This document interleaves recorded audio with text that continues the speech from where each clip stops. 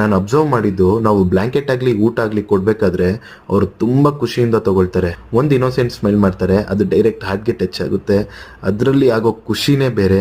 ಈ ಥರ ಫುಟ್ಪಾತ್ ಮೇಲೆ ಮಲಗಿರೋರು ಇಲ್ಲೇ ಇಷ್ಟು ಜನ ಇದ್ದಾರೆ ಅಂದರೆ, ಮೆಜೆಸ್ಟಿಕಲ್ಲಿ ಎಷ್ಟು ಜನ ಇರ್ತಾರೆ, ಬೆಂಗಳೂರಲ್ಲಿ ಎಷ್ಟು ಜನ ಇರ್ತಾರೆ, ಮತ್ತು ಕರ್ನಾಟಕದಲ್ಲಿ ಎಷ್ಟು ಜನ ಇರ್ತಾರೆ, ಇಂಡಿಯಾದಲ್ಲಿ ಎಷ್ಟು ಜನ ಇರ್ತಾರೆ.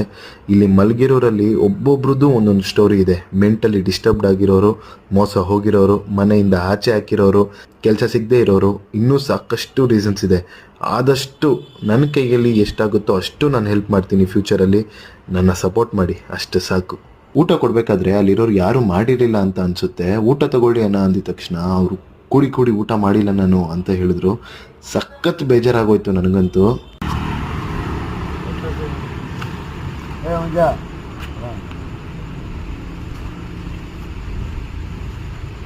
ಊಟ ಮಾಡಿದ್ರೋ ಇಲ್ವಾ? ಊಟ ಮಾಡಿಲ್ವಾ?